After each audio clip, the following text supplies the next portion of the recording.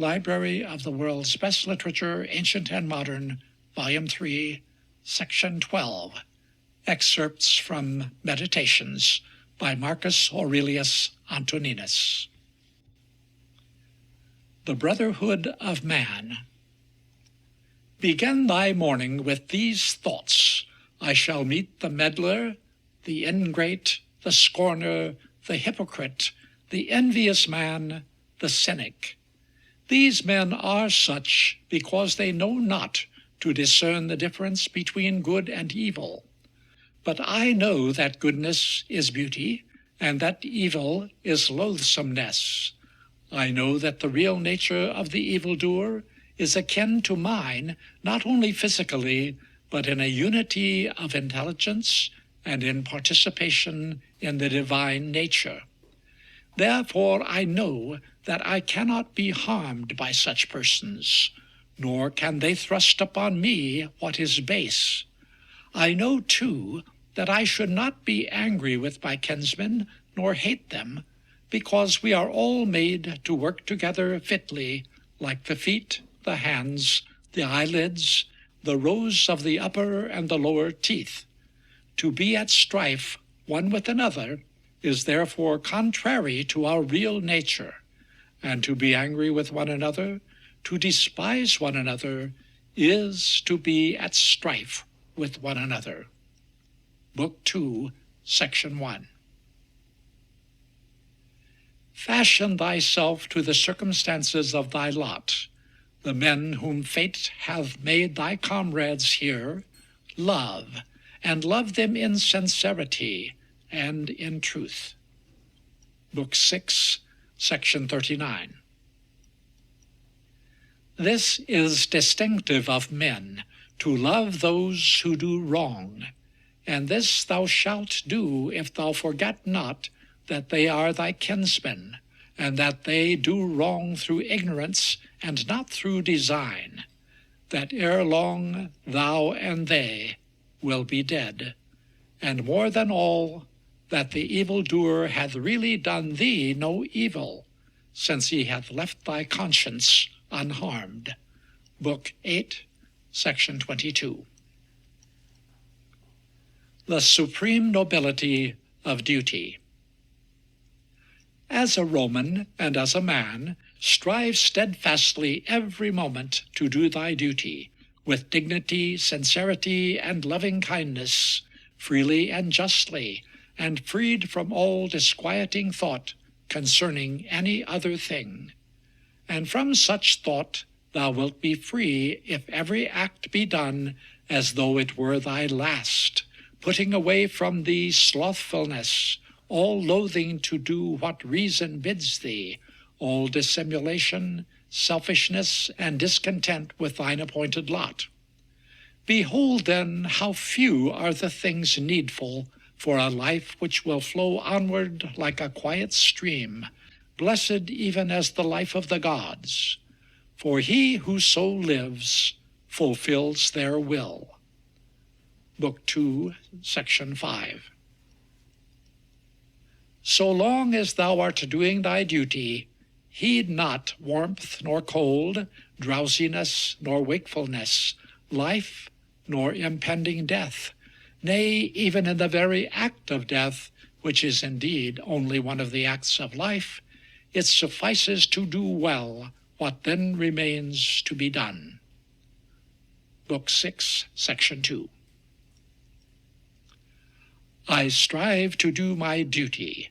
To all other considerations I am indifferent, whether they be material things or unreasoning and ignorant people.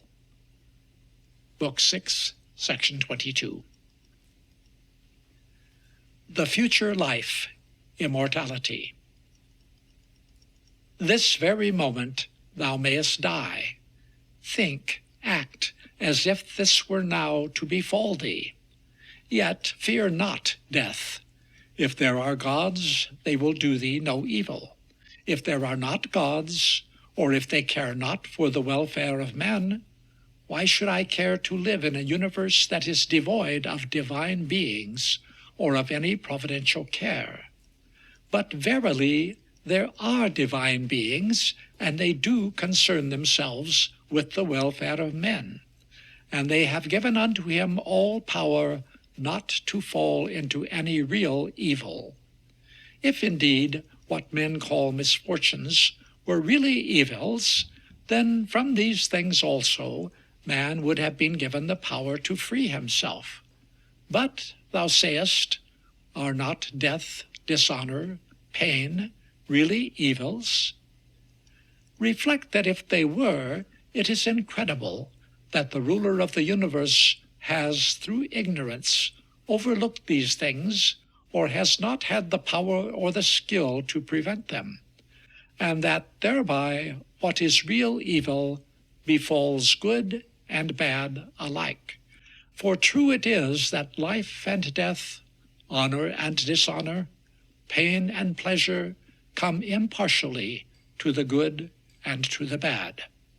But none of these things can affect our lives if they do not affect our true selves. Now, our real selves they do not affect, either for better or for worse, and therefore such things are not really good or evil. Book 2, Section 11. If our spirits live, how does space suffice for all during all the ages?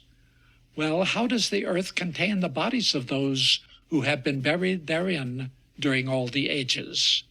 In the latter case, the decomposition and, after a certain period, the dispersion of the bodies already buried affords room for other bodies. So in the former case, the souls which pass into space after a certain period are purged of their grosser elements and become ethereal, and glow with the glory of flame as they meet and mingle with the creative energy of the world. And thereby there is room for other souls which in their turns pass into space. This, then, is the explanation that may be given, if souls continue to exist at all. Moreover, in thinking of all the bodies which the earth contains, we must have in mind not only the bodies which are buried therein, but also the vast number of animals which are the daily food of ourselves, and also of the entire animal creation itself. Yet these too space contains, for on the one hand they are changed into blood which becomes part of the bodies that are buried in the earth, and on the other hand these are changed into the ultimate elements of fire or air. Book 4, Section 21. I am spirit and body, neither will pass into nothingness, since neither came therefrom, and therefore every part of me, though changed in form, will continue to be a part of the universe, and that part will change into another part, and so on through all the ages, and therefore through such changes I myself exist, and in like manner those who preceded me and those who will follow me will exist forever. A conclusion equally true though the universe itself be dissipated at prescribed cycles of time. Book 5, Section 13. How can it be that the gods, who have clothed the universe with such beauty and ordered all things with such loving kindness for the welfare of man, have neglected this alone, that the best men, the men who walked as it were with the divine being, and who by their acts of righteousness and by their reverent service dwelt ever in his presence, should never live again when once they have died? If this be really true, then be satisfied that it is best that it should be so, else it would have been otherwise ordained. For whatever is right and just is possible, and therefore if it were in accord with the will of the divine being that we should live after death, so it would have been. But because it is otherwise, if indeed it be otherwise, rest thou satisfied that this also is just and right. Moreover, is it not manifest to thee that in inquiring so curiously concerning these things, thou art questioning God himself as to what is right, and that this thou wouldst not do, didst thou not believe in his supreme goodness and wisdom? Therefore, since in these we believe, we may also believe that in the government of the universe nothing that is right and just has been overlooked or forgotten. Book 12, Section 5. The universal beauty of the world. To him who hath a true insight into the real nature of the universe, every change in everything therein that is a part thereof seems appropriate and delightful. The bread that is overbaked so that it cracks and bursts asunder hath not the form desired by the baker, yet none the less it hath a beauty of its own, and is most tempting to the palate. Figs bursting in their ripeness, olives near even unto decay, have yet in their broken ripeness a distinctive beauty. Shocks of corn bending down in their fullness, the lion's mane, the wild boar's mouth all flecked with foam, and many other things of the same kind, though perhaps not pleasing in and of themselves, yet as necessary parts of the universe created by the divine being, they add to the beauty of the universe, and inspire a feeling of pleasure. So that if a man hath appreciation of, and an insight into the purpose of the universe, there is scarcely a portion thereof that will not to him, in a sense, seem adapted to give delight. In this sense, the open jaws of wild beasts will appear no less pleasing than their prototypes in the realm of art. Even in old men and women, he will be able to perceive a distinctive maturity and seemliness, while the winsome bloom of youth he can contemplate with eyes free from lascivious desire.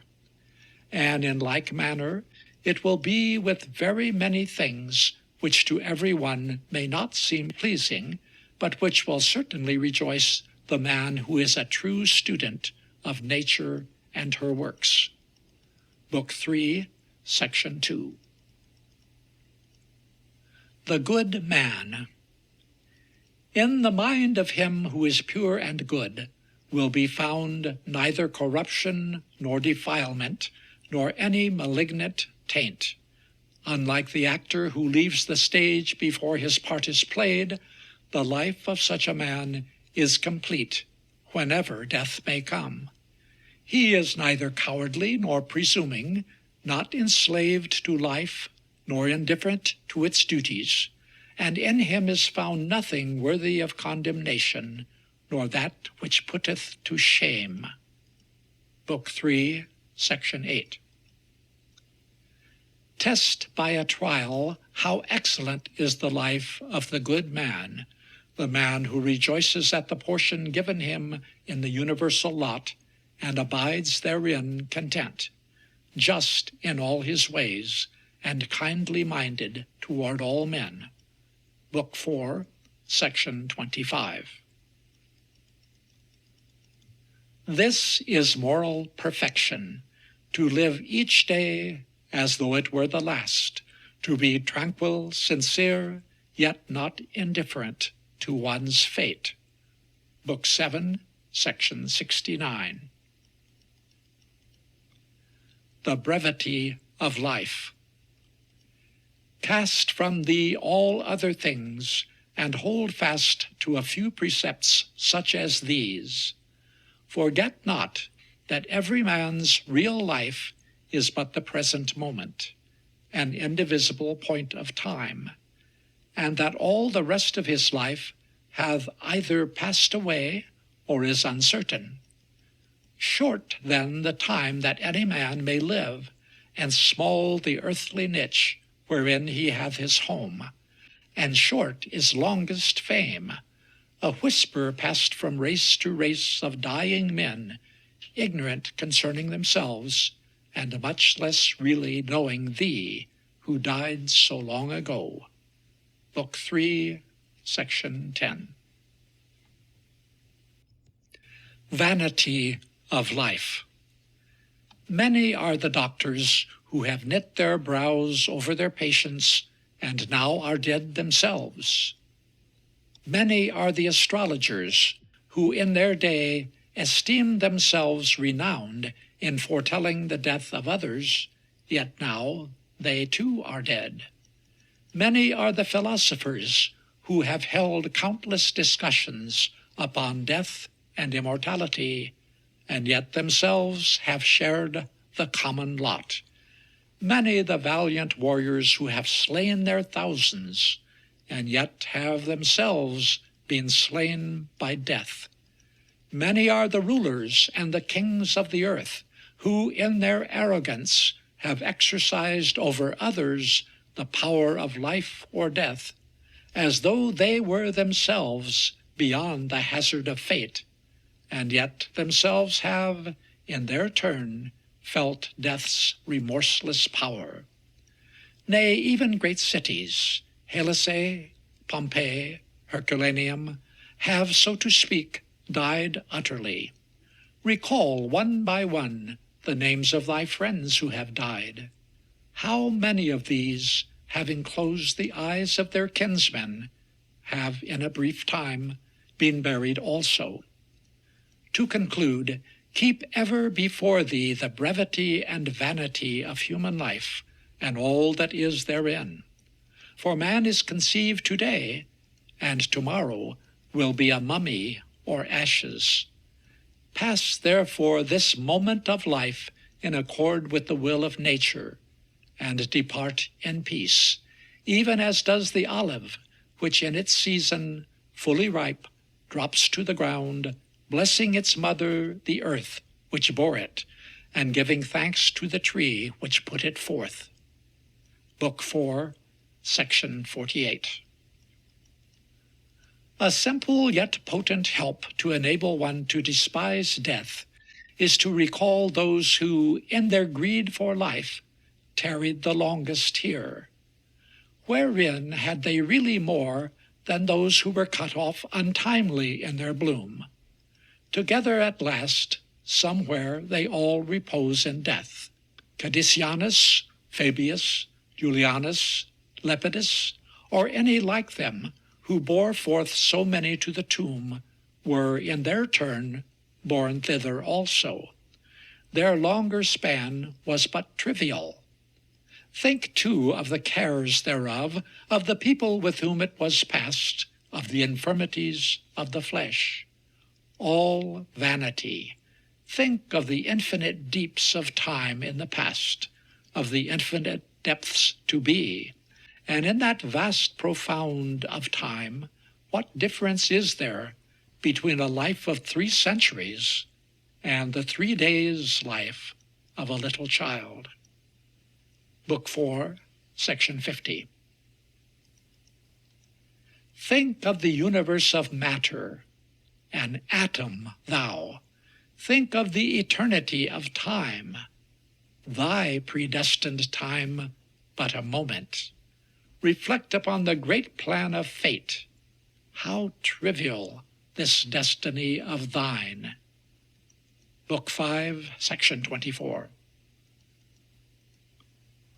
All things are enveloped in such darkness that they have seemed utterly incomprehensible to those who have led the philosophic life, and those too not a few in number, nor of ill repute. Nay, even to the Stoics, the course of affairs seems an enigma. Indeed, every conclusion reached seems tentative, for where is the man to be found who does not change his conclusions? Think too of the things men most desire, riches, reputation, and the like, and consider how ephemeral they are, how vain. A vile wretch, a common strumpet, or a thief may possess them. Then think of the habits and manners of those about thee. How difficult it is to endure the least offensive of such people.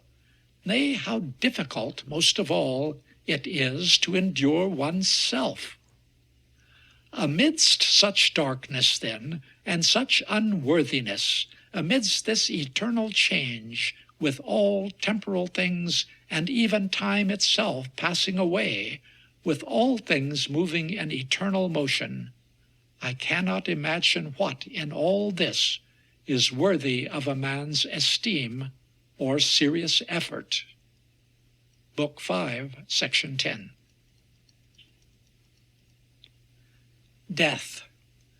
To cease from bodily activity, to end all efforts of will and of thought, to stop all these forever, is no evil.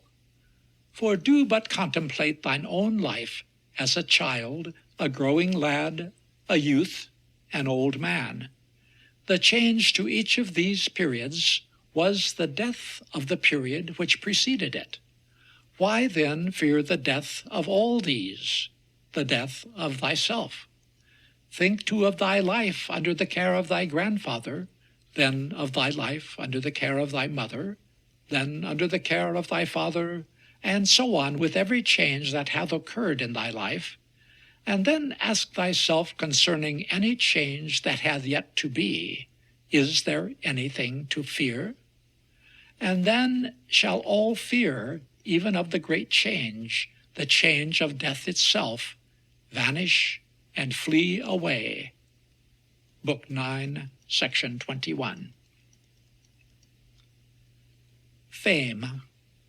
Contemplate men as from some lofty height. How innumerable seem the swarms of men, how infinite their pomps and ceremonies, how they wander to and fro upon the deep in fair weather and in storm, how varied their fate in their births, in their lives, in their deaths. Think of the lives of those who lived long ago, of those who shall follow thee, of those who now live in uncivilized lands, who have not even heard of thy name, and of those who have heard it, how many will soon forget it? Of how many there are who now praise thee, who will soon malign thee, and thence conclude the vanity of fame, glory, reputation. Book 9, Section 30. Prayer. The gods are all-powerful, or they are not. If they are not, why pray to them at all? If they are, why dost thou not pray to them to remove from thee all desire and all fear, rather than to ask from them the things thou longest for, or the removal of those things of which thou art in fear? For if the gods can aid men at all, surely they will grant this request. Wilt thou say that the removal of all fear and of all desire is within thine own power? If so, is it not better then to use the strength the gods have given, rather than in a servile and fawning way to long for those things which our will cannot obtain? And who has said to thee that the gods will not strengthen thy will? I say unto thee, begin to pray that this may come to pass, and thou shalt see what shall befall thee. One man prays that he may enjoy a certain woman. Let thy prayer be to not have even the desire so to do. Another man prays that he may not be forced to do his duty. Let thy prayer be that thou mayest not even desire to be relieved of its performance. Another man prays that he may not lose his beloved son. Let thy prayer be that even the fear of losing him may be taken away. Let these be thy prayers, and thou shalt see what good will befall thee. Book 9, section 41. Faith. The universe is either a chaos or a fortuitous aggregation and dispersion of atoms, or else it is builded in order and harmony and ruled by wisdom. If then it is the former, why should one wish to tarry in a haphazard, disordered mass? Why should I be concerned except to know how soon I may cease to be? Why should I be disquieted concerning what I do, since whatever I may do, the elements of which I am composed will at last be scattered?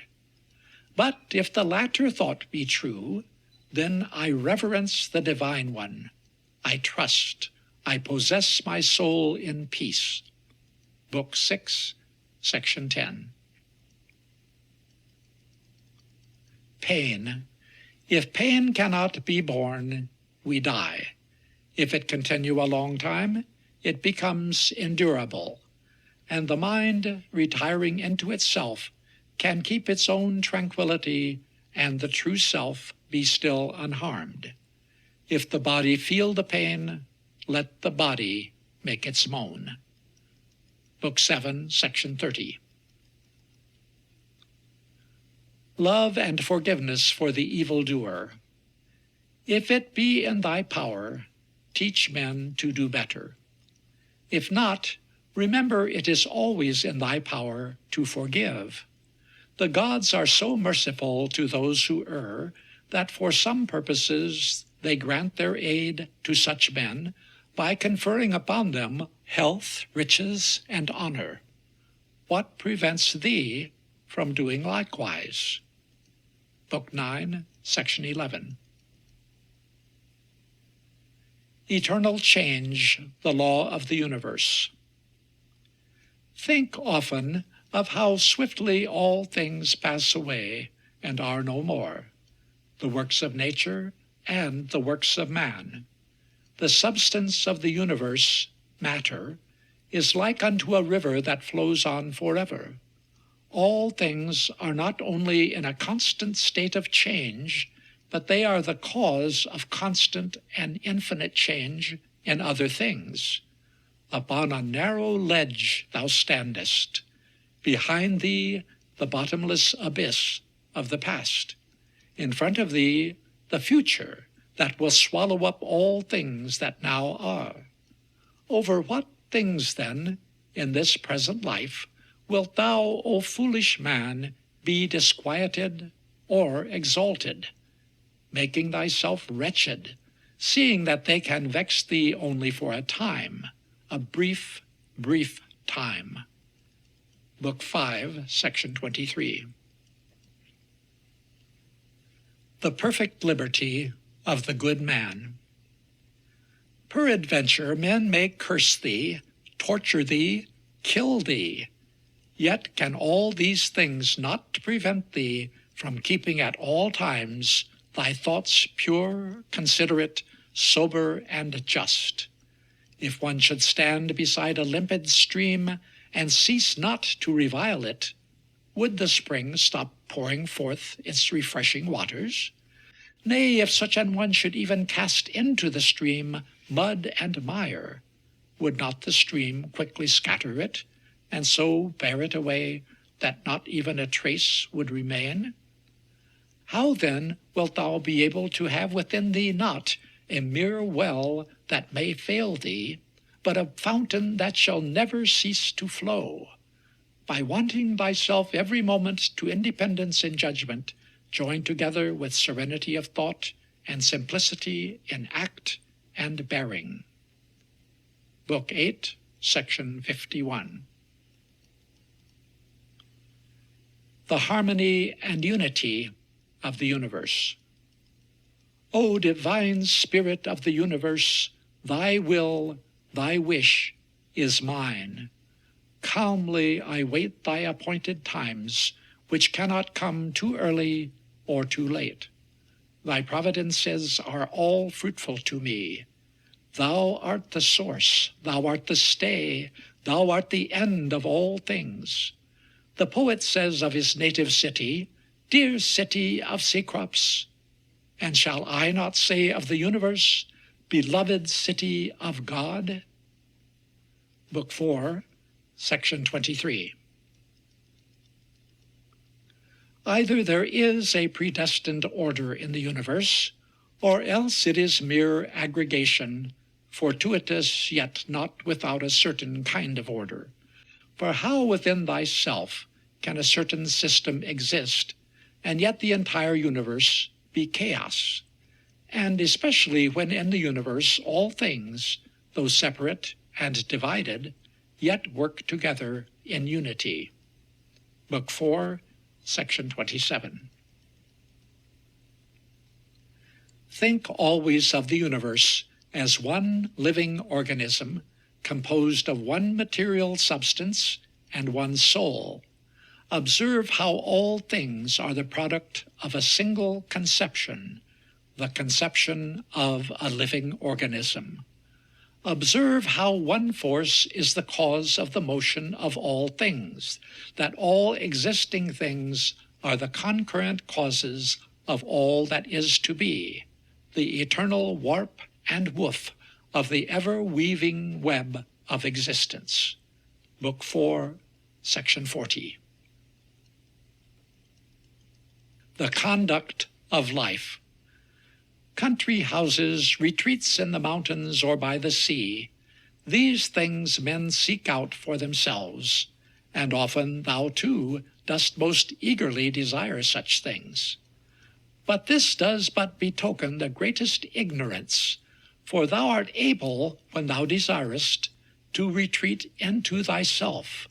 No otherwhere can a man find a retreat more quiet and free from care than in his own soul, and most of all when he has such rules of conduct that, if faithfully remembered, they will give to him perfect equanimity.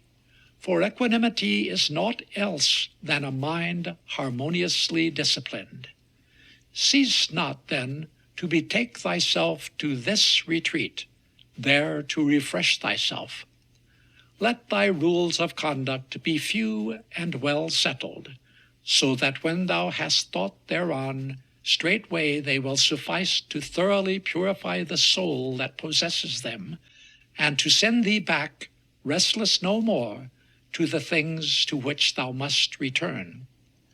With what indeed art thou disquieted? With the wickedness of men? Meditate on the thought that men do not do evil of set purpose. Remember also how many in the past, who after living in enmity, suspicion, hatred, and strife one with another, now lie prone in death and are but ashes. Fret then no more. But perhaps thou art troubled concerning the portion decreed to thee in the universe. Remember this alternative. Either there is a providence, or simply matter.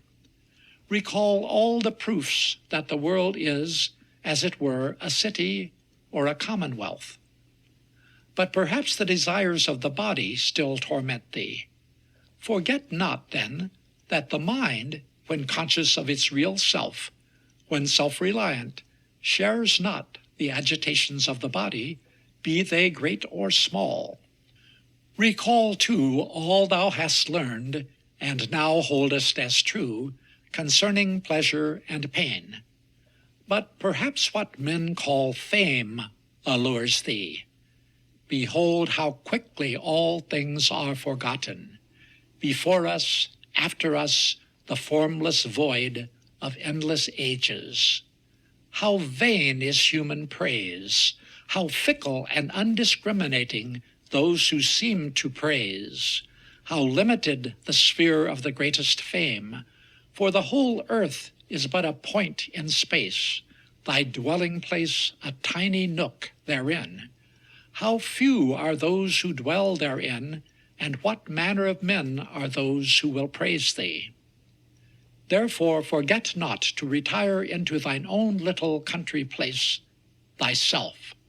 Above all, be not diverted from thy course.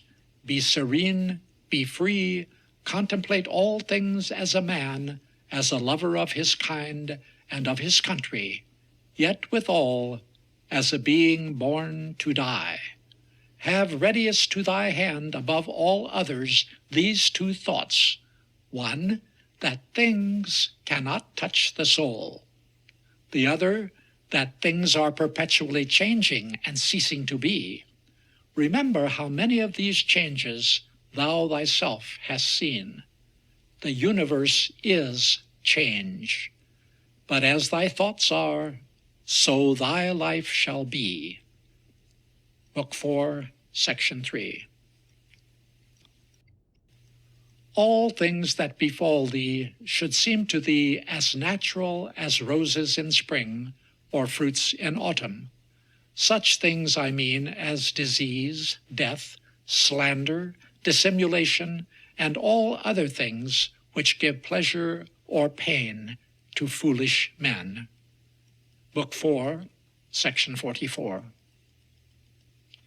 Be thou like a lofty headland, endlessly against it dash the waves, yet it stands unshaken, and lulls to rest the fury of the sea. Book 4, Section 49. Unhappy me upon whom this misfortune hath fallen! Nay, rather thou shouldest say, fortunate I, that having met with such a misfortune, I am able to endure it without complaining, in the present not dismayed, in the future dreading no evil. Such a misadventure might have befallen a man who could not, perchance, have endured it without grievous suffering.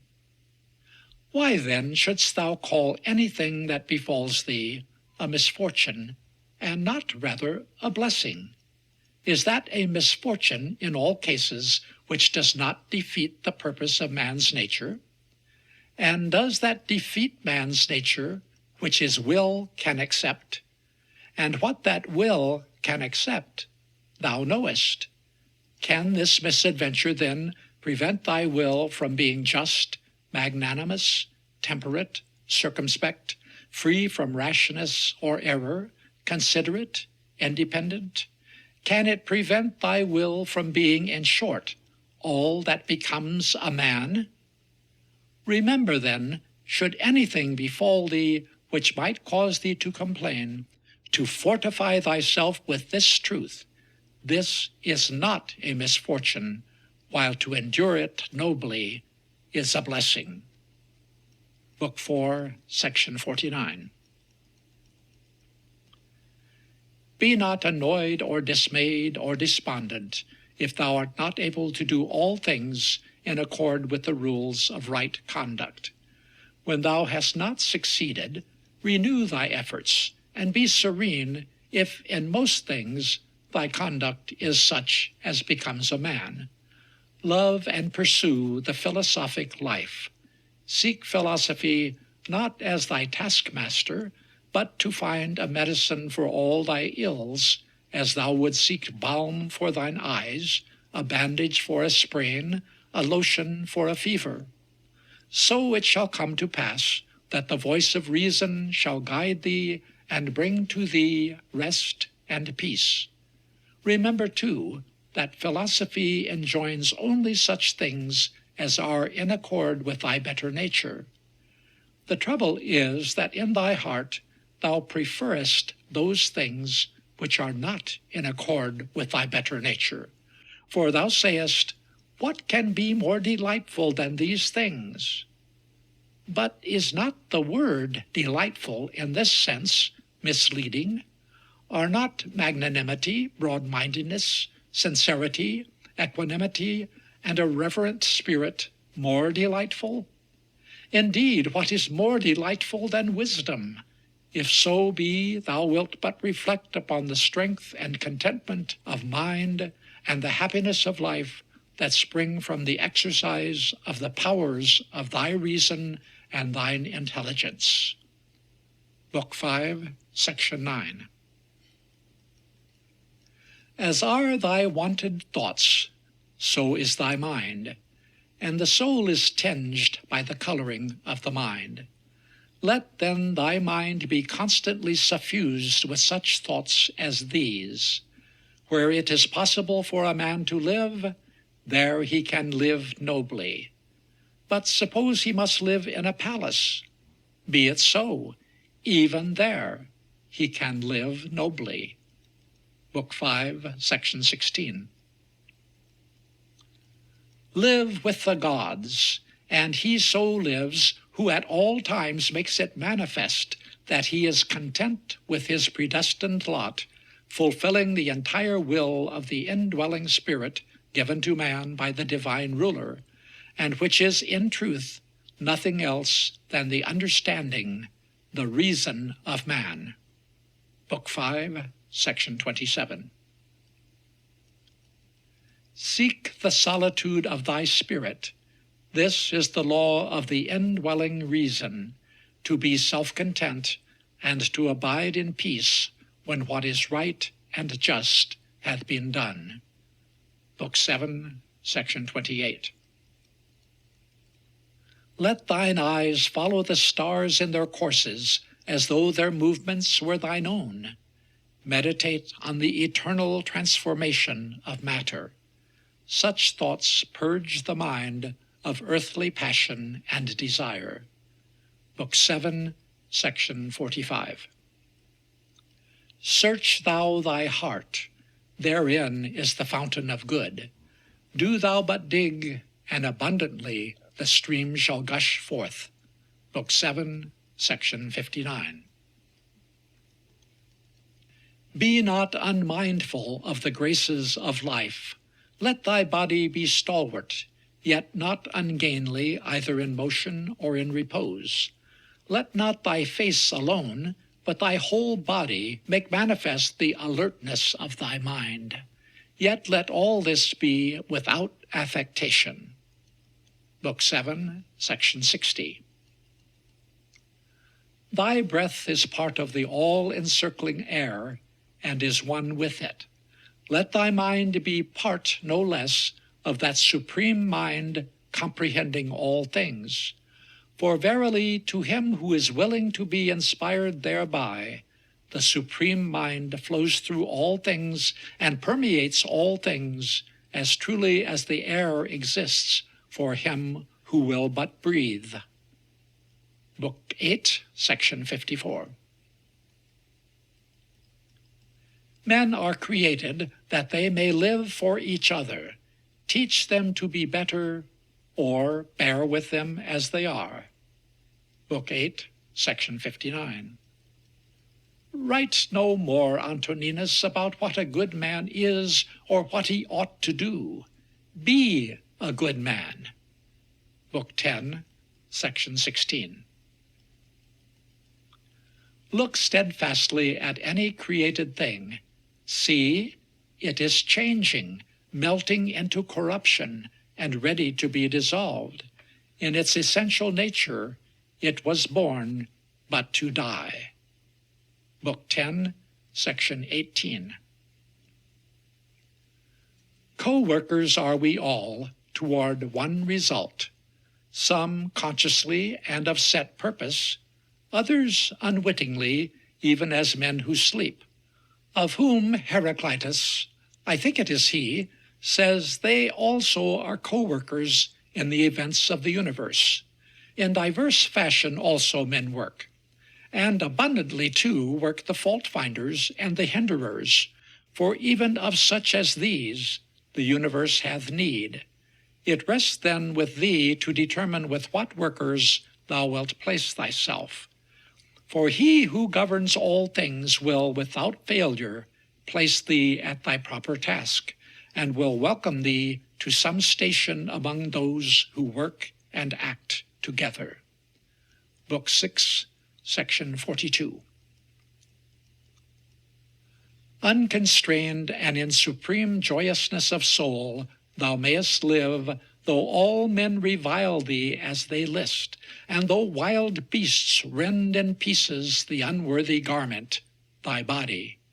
For what prevents thee in the midst of all this from keeping thyself in profound calm with a true judgment of thy surroundings and a helpful knowledge of the things that are seen, so that the judgment may say to whatever presents itself, in truth, this is what thou really art, howsoever thou appearest to men.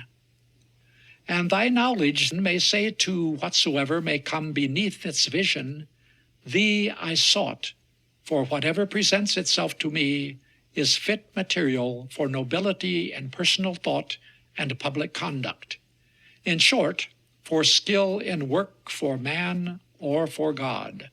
For all things which befall us are related to God or to man, and are not new to us or hard to work upon, but familiar and serviceable. Book 7, section 68.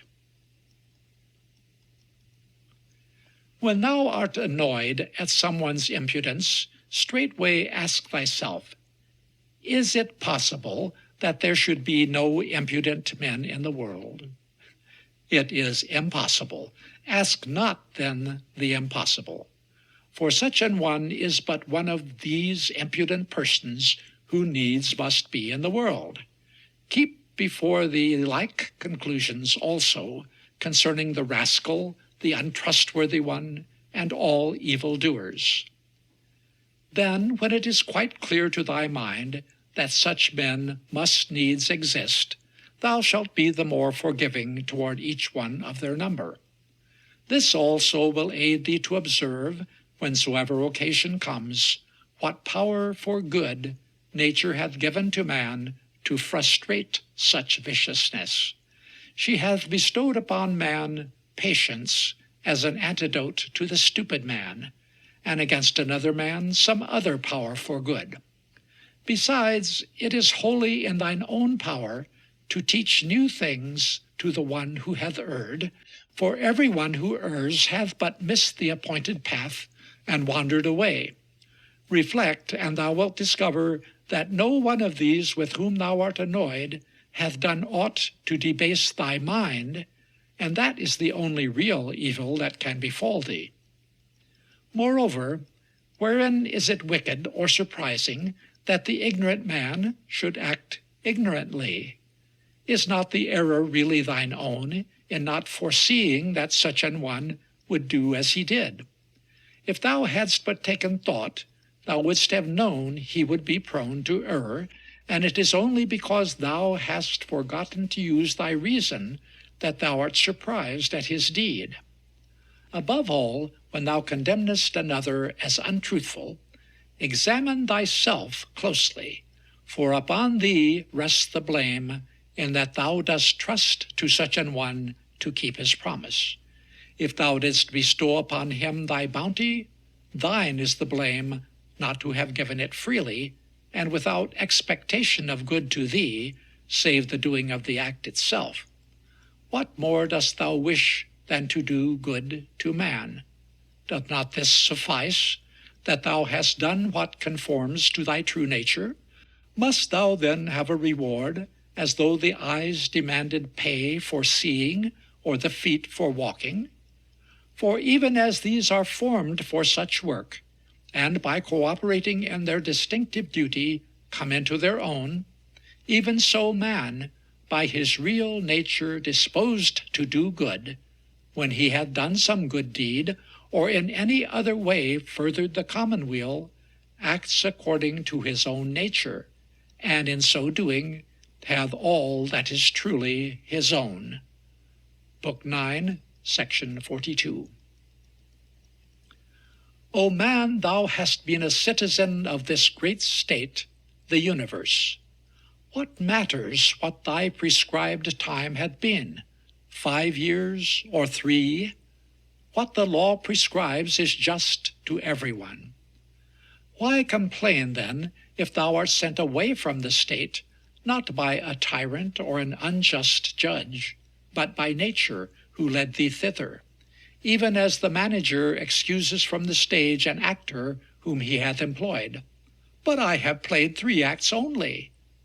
True, but in the drama of thy life, 3 acts conclude the play. For what its conclusion shall be, he determines who created it and now ends it, and with either of these thou hast naught to do.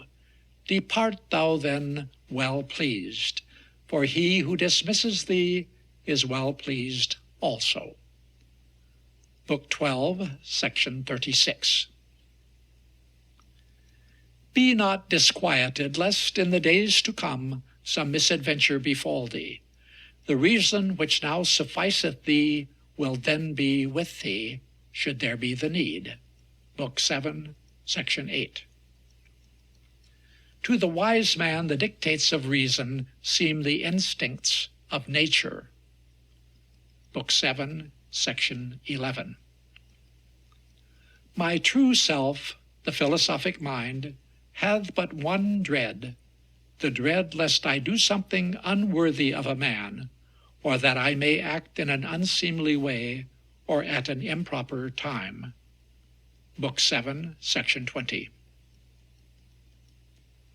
Accept with joy the fate that befalls thee. Thine it is, and not another's. What then could be better for thee? Book 7, section 57. See to it that thou art humane to those who are not humane. Book 7, section 65. He who does not act often commits as great a wrong as he who acts. Book 9, section 5. The wrong that another has done, let alone. Add not to it thine own. Book 9, section 20. How powerful is man! He is able to do all that God wishes him to do. He is able to accept all that God sends upon him. Book 12, section 11. A lamp sends forth its light until it is completely extinguished. Shall truth and justice and equanimity suffer abatement in thee until all are extinguished in death? Book 12, section 15. End of section 12. Recording by Leonard Wilson of Springfield, Ohio.